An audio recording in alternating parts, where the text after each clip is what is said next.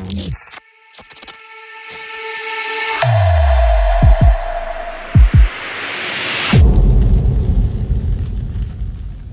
do you put Derrick Henry in the pantheon of greats? Because I believe he's in the top 10 in rushing now. Jay, you just brought up a stat. I think he's like 2 or 3 in rushing touchdowns or something like that. Four. There's so many different things he's doing. Like you said, 200 plus yard games, the most all time. Top 10 in rushing. He's up there in all time rushing touchdowns. I heard games with check this stat out. It's crazy. Games with 100 plus yards and 2 TDs. He's tied with Emmitt Smith and LaDainian Tomlinson for the most in history. Um, five. What is it? 4.9 yards per carry. That's one of the fucking top 5 of all time. Where do you guys, Jay? I'm gonna go to you first. Where do you guys put fucking Derrick Henry in the pantheon of greats? Is he there yet, or is he still inching his way up there? No, he's in there. He's definitely in there. If he was to stop right now, you have to put him probably somewhere 5 or 6, I'd say. If he was to stop right now, but he's still going.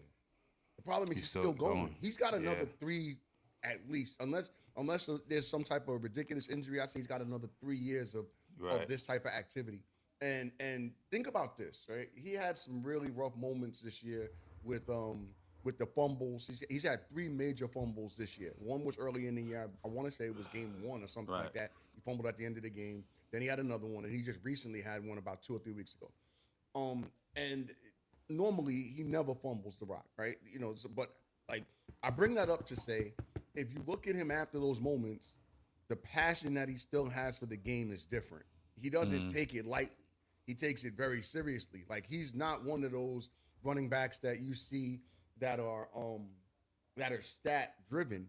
He's not. He's really win driven, and his name is his name type driven. Like he really wants to be recognized, not for the stats, but for his contribution to the team's greatness, which is why he takes something like that so seriously in the event that he hurts the team or causes them to lose. So as far as where I'd put him, I'd say he's got to be in top 5 or 6. I could think of 5. You putting him up that high? Top 5, 6? Okay. Yeah, absolutely, I would. And okay. And the things that he's doing, if you look at what we just mentioned, like 70 games with over 200 yards is not an easy task. 200 yards is a lot of fucking yardage to do against other grown men. And he's doing it and like you said, think about how he's doing it. He's not a shifty running back. This guy is the creator of business decisions. Because like when he that's a fact. When he starts to go downhill, you have to think about your children, your family. You have to think like, what am I going to do after football if I try to take this guy on head on balls, right? You have to think about that. There's a possibility this could end the season right here, and depending on how I get hit, maybe it might be a career at that point. So you have to make a business decision when you tackle him, and I think that in itself, like he has so many different moments where you see that one stiff arm where he just discards grown men. He's discarding motherfuckers. Like it's not like he's hitting them and then making it. He's literally putting his hand on men, grown men, and throwing them like children. That like I'm watching this shit. Like I remember he did that to Lil Norman. He fucking threw Norman's ass damn near out my. I had to pick Norman up in my living room and put him back in the TV. So this is when I look at him, and again, I'm only gauging it because I know he's gonna keep going. I could see him being top 4 or 5 after everything is said and done. I don't think he'll supplant somebody like a Jim Brown, although I know we're going really far back. I don't think he'll supplant Barry Sanders because I've seen Barry Sanders do things that I've never seen and probably never Barry's will different. ever again. Barry's it's a different. whole different. Frank Gore, Walter Payton, Emmitt Smith, Curtis Martin. Yeah, a whole different type of running back. I put Marshall Faulk. You mentioned him earlier. I put him very high on that list because Marshall Faulk was really, Marshall Faulk was a dual threat because he could catch the ball out of the backfield as well as run the football. So I'm kind of high on Marshall Faulk. But other than that, I'd say right now 5 or 6. I think he'll finish somewhere like 4 or 5. Before I go to you, Q, you brought up a good point. He's still writing his story, right? I think he's 12. He has 12,892 yards. He probably get close to 13,000. Within the next 3 years, he's gonna jump over Eric Dickerson, Jerome Bettis, LaDainian Tomlinson, Kurt. Let's say he just gets 1,000 and he averages, I think 15 to 1,500 this 16. year on a bad year. Last year 1,900. So he's gonna get it. Let's just be conservative. Say he gets 1,000 for the next 3 to 4 years, right? Because he's in the league. Well, let's say 3 years, right? Like Because he's in the league 10 12 years now. years. He been in the league, 9 years. 9, so 10. Let's say 12 at a pretty high clip, right? Mm-hmm. That's 3 more years. So that'll give him about 16,000. So he's gonna be around where Frank Gore is at, probably past Frank Gore. He'll be in that Walter Payton, Emmitt Smith, number 1 and 2 type of category. Mm-hmm. Here's another thing before I pass it off to Q. I found a crazy stat. And this I didn't find this myself. I saw this on the NFL channel. The stat was that he falls forward for 1 to 2 yards when he's tackled on nearly 90% of his runs. That's crazy. That's fucking insane, bro. So he's always gonna move the chain. You know what I'm saying? It was absolutely ridiculous. He has the craziest stiff arm pause. Crazy. That's just. I thought that was a cool stat, man. But you got guys like Emmitt Smith, Walter Payton, Frank Gore, Barry Sanders, Adrian Peterson, the guys I named. Guys like Jerome Bettis, Tony Dorsett, Jim Brown, Marshall Faulk, Edgerrin James. You got a lot of great fucking running backs. Fred Taylor, you know what I mean? You got Thurman Thomas. You got a good running backs. Jay says he's 5'6". I think it's a straight rusher. I would agree with you. Or I don't know if we're factoring like pass catching and all that other shit. Q, what's your take on this? Where would you put him? Is he in that top 5 to 6 like Jay said, or is he still a little bit down on that list?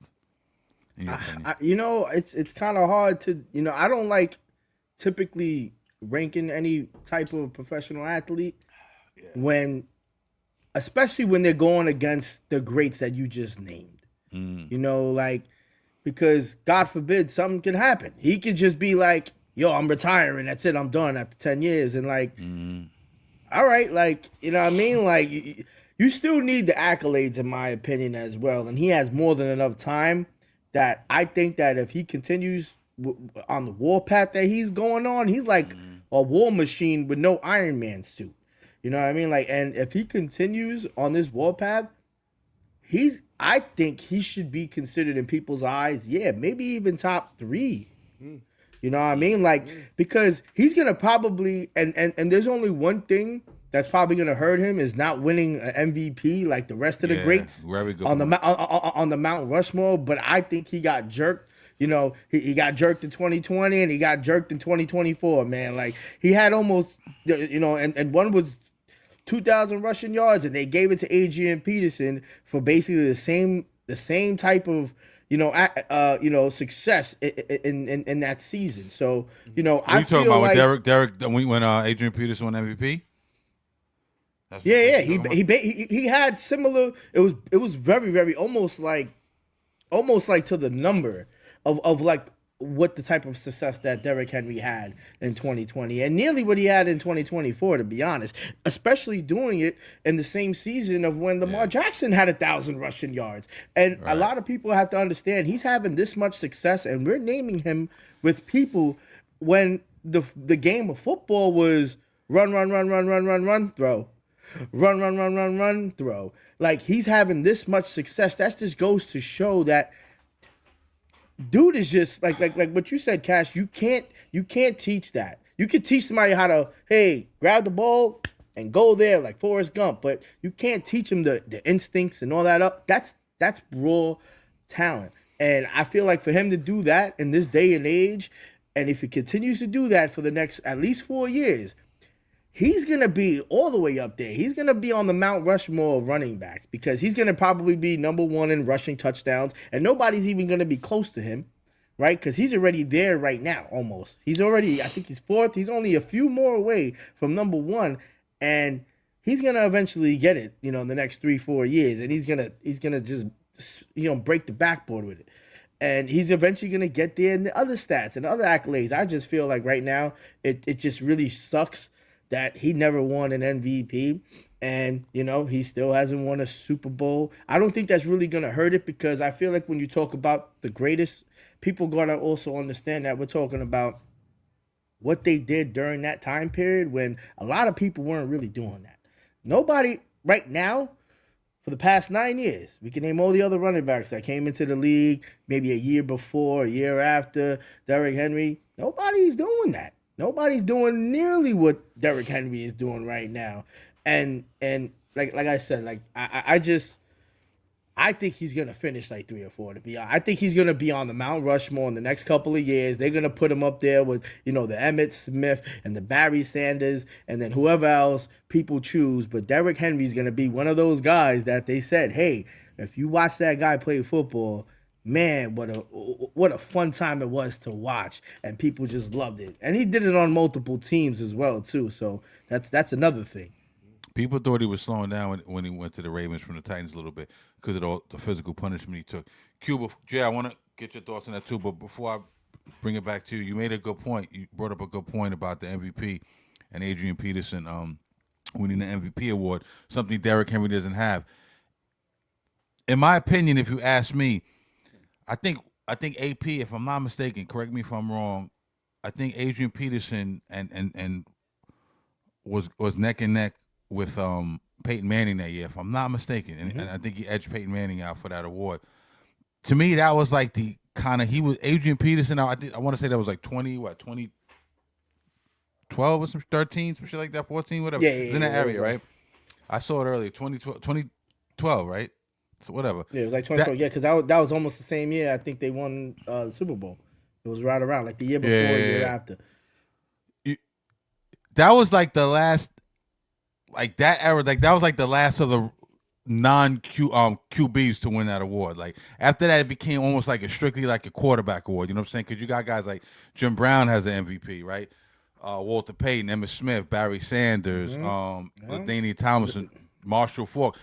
Those Adrian Peterson, those guys have MVPs. Derrick Henry doesn't have those. It became more of QB wins the MVP in this era, and then you'll have like the Offensive Player of the Year awards and shit like that. So. You can hold it against them, but you also can't hold it against them. What I think, I'm gonna put him top 10 for now. I think he's gonna climb to the top 5. But what I'm gonna say about him is he's not like the super. He doesn't block a lot, which is not a big deal. But he also doesn't catch a lot. He doesn't have the dual threat. He's not a pass catcher. He is what he is. He's a rusher. He's a straightforward get downhill back. Like I mentioned before, he's going to be probably top 5 in all-time yards at the end of the day. Like you said, Q is going to smash the fucking rushing touchdown thing, leader. But I think he's not there yet. But I think when it's all said and done, he will be, in my opinion. Jay, you got anything to add to that? I think you're making me and Q's point by saying the fact that he's not a good, not maybe not saying not a good pass catcher, but he doesn't get a lot of his that's not his role. That's not his role. The fact that this guy he's is there to run the ball. The fact that he's going to steamroll. He's gonna steamroll the other 11 men on the opposite side. Crazy. It's crazy. I tried to save you. That shit is crazy. Yeah. I tried to keep going, but you want to bring attention to it. Flag on the play. You know what I'm saying? But the fact that he doesn't do that is even more astonishing because he doesn't get much yardage out of the backfield. It's all one full, like, I'm out. Give me the football and I'm gone. So to me, that makes him more dominant. That's almost like Shaq. Shaq really wasn't like a jump shooter. He was he could dunk the basketball. Did that detract from the fact that he was the most dominant big man ever in the NBA? I think you can almost make a case that Derrick Henry is the most dominant running back ever in the NFL.